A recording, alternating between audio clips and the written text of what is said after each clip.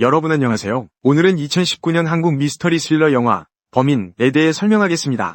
아내를 살해당한 남자는 복수를 위해 스스로 행동에 나서 범인을 추적합니다. 하지만 그가 필요로 하는 정의 대신에 끝에는 씁쓸한 진실이 그를 기다리고 있습니다. 그가 어떤 어두운 진실을 발견하게 될까요? 함께 알아봅시다. 이 씨는 사랑하는 남편입니다. 그는 새로 결혼한 아내를 온 마음으로 사랑합니다. 하지만 오늘 밤 재앙이 발생합니다. 그는 아파트 앞 계단에 힘없이 앉아 있습니다. 이에 대해 듣고 그곳에서 멀지 않은 곳에 사는 그의 가장 친한 친구 김 씨는 급히 그곳으로 달려갑니다. 김 씨가 이 씨의 아파트 지역에 다가가자 그는 그곳이 범죄 현장으로 변해버린 것에 충격을 받습니다. 경찰과 형사들이 조사를 하는 동안 김 씨는 안으로 들어가고 피로 덮인 침대 위에 무기력한 여자에게 경악합니다. 방금 본 것에 충격을 받은 김 씨는 이 씨를 찾으려 하지만 소란을 피운 이유로 경찰에게 내쫓깁니다. 아파트 바로 밖에서 그는 드디어 이 씨를 찾습니다. 그는 여전히 어떤 미지의 인물이 사랑하는 아내를 방금 살해했다는 사실을 받아들이지 못하고 있습니다. 2주가 지났습니다. 친구와 가족이 함께한 가운데 이 씨는 아내의 장례식을 망라쳤습니다. 갑자기 경찰이 나타나 김 씨를 이 씨의 아내를 살해한 혐의로 체포합니다. 그러나 이 씨는 믿지 않습니다. 김 씨는 그의 가장 신뢰하는 친구이기 때문입니다. 경찰서에서 경찰은 이 씨에게 범죄 현장에서 김 씨의 모발 샘플을 발견했다고 설명합니다. 이 씨는 세 사람 모두 친한 친구이기 때문에 김 씨가 자주 그들의 집에 오는 일이 있었을 것이라고 더 설명합니다. 그러나 경찰은 피해자의 입 근처의 혈액지에서 모발 샘플을 발견했습니다. 이는 김 씨가 살해 당시 그곳에 있었다고 믿게 만듭니다. 그리고 김 씨의 아내 정 씨는 경찰의 사건 설명을 믿지 않습니다. 그러나 그녀는 살해 당시 언니 집에 있었습니다. 따라서 그녀는 남편이 그곳에 있었다는 증거가 없다. 그날 저녁의 폭우로 범죄 현장 주변의 CCTV 영상도 무용지물이 되었다. 김 씨의 문자 메시지도 통신사 기록 덕분에 당국에 의해 발견되었다. 김 씨는 피해자와 마지막으로 연락한 것으로 알려진 인물이다. 그들은 정 씨를 단독으로 조사하고 있으며 그녀도 용의자이기 때문이다. 그녀는 경찰에 의해 질문을 받고 있었고 경찰은 증거가 불륜을 암시한다고 밝혔다. 그들은 피해자의 휴대전화가 사라졌으며 범인이 가족 또는 가까운 친구일 수 있다고 주장한다. 정 씨는 남편이 원래 이 씨와 피해자를 연결시켰기 때문에 믿지 않는다. 대학 시절의 강한 우정에도 불구하고 그러나 경찰이 남편과 피해자 간의 문자 메시지를 보여준 후 그녀는 뭔가 잘못되었다고 의심했다. 그녀의 조사가 끝난 후 정 씨는 당국이 제시한 증거로 남편에게 대면한다. 그것은 살인사건이 발생한 날이었고 그들은 격렬한 논쟁을 벌였다. 김 씨는 보아하니 전투가 끝난 직후 피해자를 방문했다고 한다. 김 씨는 단지 상담을 받으러 들른 것이라고 주장한다. 그들의 가까운 관계를 감안할 때 그는 현장에서 수상한 사람을 보았다고 주장한다. 그러나 이 정보를 누구에게도 누설하지 말라고 경고한다. 자신의 변호사를 포함하여 그들이 그의 범죄 현장 존재를 무심코 입증하지 않도록 그는 정 씨에게 자신을 믿어달라고 부탁하며 모든 것이 보이는 것과 다르다고 확신시킨다. 꽤 오랜 시간이 지났고 사실 살인사건이 발생한 지 5개월이 되었다. 이 경우 경찰이 이 씨에게 연락을 취한다. 그는 연락을 받고 아내의 소지품을 챙기기 위해 경찰서에 오라는 말을 듣는다. 김 씨의 살인 유죄 판결은 확정적이다. 그는 전 여자친구를 살해한 혐의로 유죄가 판결되었다. 아내의 소지품을 챙기며 그의 분노가 치밀고 그는 조사에서 발견된 증거를 발견한다. 처음에는 그가 전체 상자를 가져가지 못하게 했던 경찰은 결국 포기하고 그가 원하는 것을 갖게 해주었다. 그 후 그는 모텔로 돌아간다. 두 사람은 모텔 밖에서 만난다. 그는 그곳에서 정비사로 일한다. 그녀의 반복적인 전화에도 불구하고 그는 그녀를 계속 무시한다. 그녀는 문 앞에서 그에게 들어가게 해달라고 간청하며 노크한다. 사건 이후로 그는 자신의 아파트로 돌아가는 것을 피했다. 그녀가 그곳에서 그를 만나기 위한 반복적인 시도에도 불구하고 결국 그는 그녀를 위해 문을 열었다. 그녀는 이 씨에게 김 씨의 항소를 도와주기 위해 법정에서 그를 대신하여 증언해달라고 촉구한다.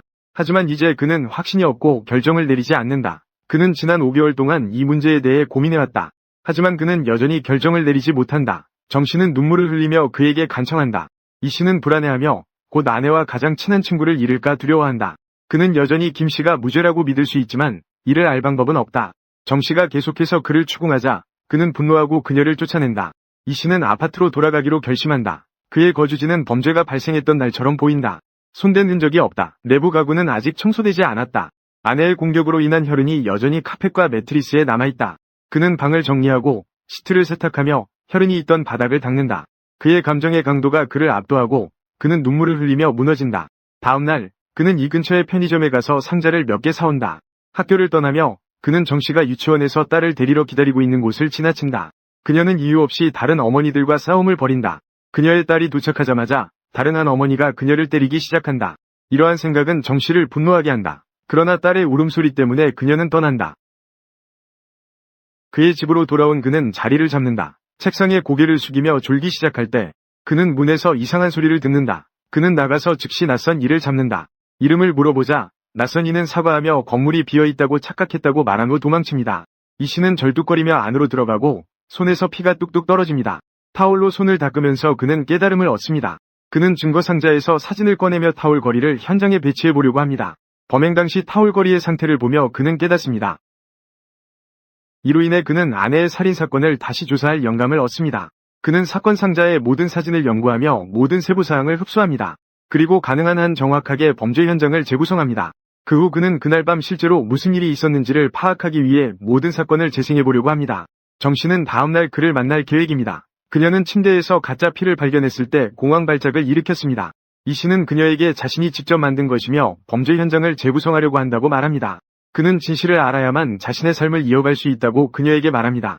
적대감이나 연민의 강한 감정을 느끼며 그는 자신의 예비 조사 결과를 그녀에게 보여줍니다. 그의 아내의 속옷이 타올거리에 있었습니다. 그러나 그는 그녀를 죽이기 전에 그것을 숨겼습니다. 만약 김 씨가 들렀다면 타올거리의 위치를 바꿨을 것입니다. 이는 누군가 일정 시간 동안 의식이 없었음을 나타내거나 그녀가 손님에게 자신을 드러내는 것에 편안했음을 의미합니다. 따라서 그는 그날 저녁 아내에게 놀라운 방문을 한 것이 김 씨가 아니라는 결론을 내립니다. 아내의 얼굴을 가리는 데 사용된 타올은 김 씨의 선물이었습니다. 그는 무지개 디자인 때문에 그것을 선택했습니다. 만약 그가였다면 그는 수건을 보고 희생자의 얼굴을 가리기 위해 새 것으로 바꾸었을 것입니다. 누가 살인범인지 확실히 알 방법은 없습니다. 하지만 그는 이러한 요소들에 근거하여 김 씨가 범인이 아닐 것이라고 확신합니다. 그러나 경찰은 여전히 불륜관계를 의심하고 김 씨를 살인 책임자로 지목합니다. 이 씨는 김 씨의 항소법원에 출석하여 증언하겠다고 약속합니다. 하지만 그는 영에게 김 씨의 살인자를 추적하는 데 도와달라고 간청합니다. 다음 날 그녀는 이 씨의 수사에 도움을 주기 위해 돌아옵니다. 한편 이 씨는 눈에 띄게 자리를 비웁니다. 그녀는 그에게 전화를 겁니다.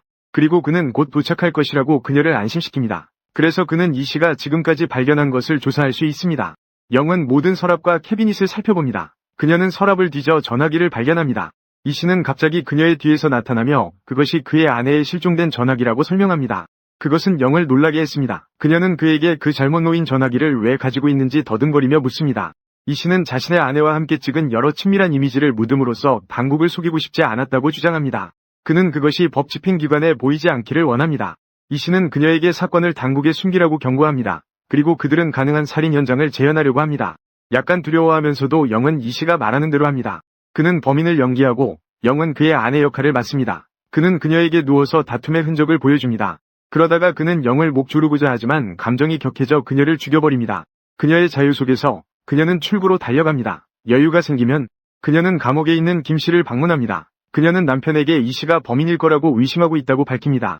그러나 김 씨는 지금 어떤 행동을 취하는 것은 너무 위험할 것이라고 덧붙입니다. 그가 그들을 믿지 않기 때문에 법정에서 증언하지 않을 수도 있습니다. 그는 영에게 그의 증언 후까지 경솔하게 행동하지 말라고 경고합니다. 이 씨의 장인은 판결이 발표되기 하루 전 그를 만난다. 그가 딸을 죽였다고 의심하는 사람은 유리한 증언을 하게 될 것이다. 그의 일부는 영훈이 아내를 배신하고 있다고 생각한다.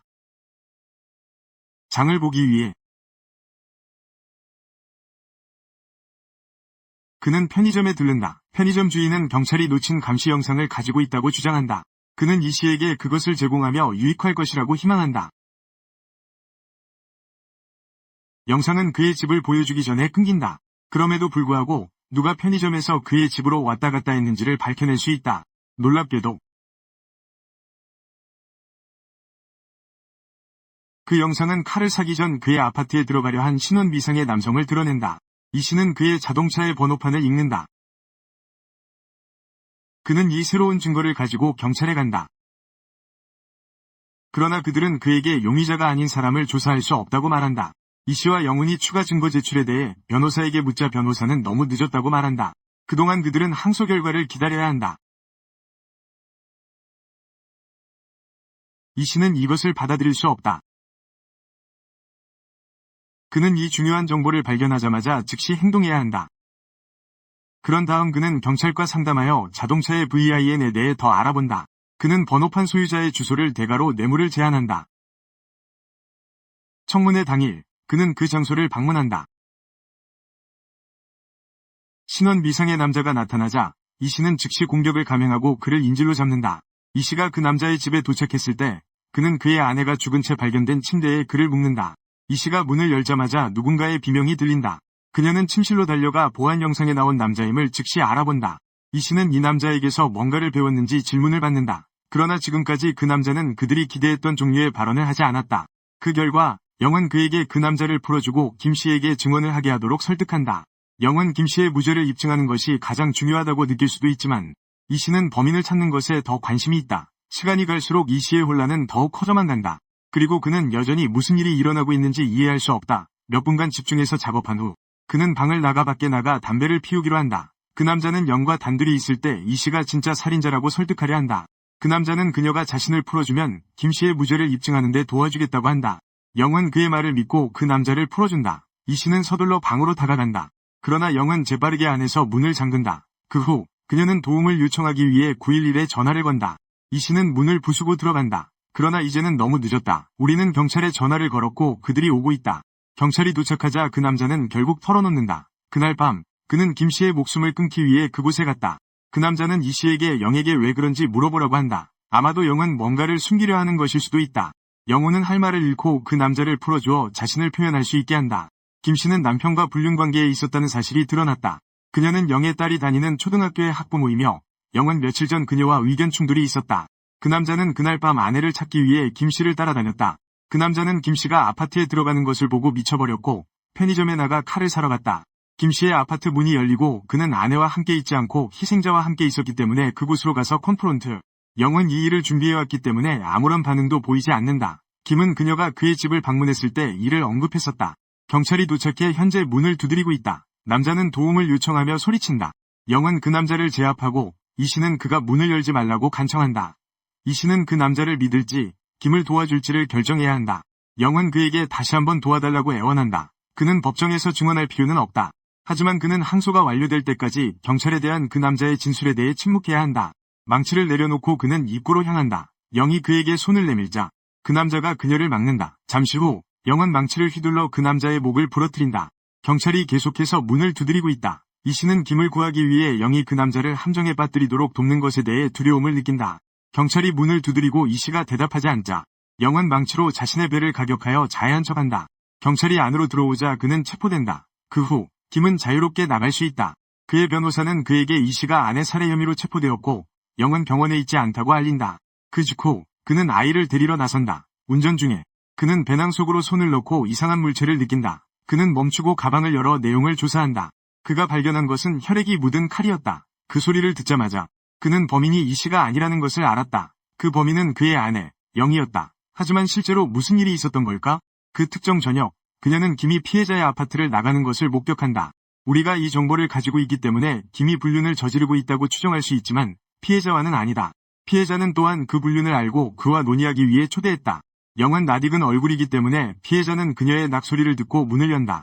그녀는 김 씨가 방금 거기에 있었는지 물어본다. 피해자가 아니라고 대답했기 때문에 영은 그들이 불륜 관계에 있다고 확신한다. 좌절한 영은 화를 낸다. 그녀가 화를 내자 그녀는 그녀를 때리고 목을 조르려 한다. 그녀는 칼날을 집어들고 그녀의 배를 찌른다.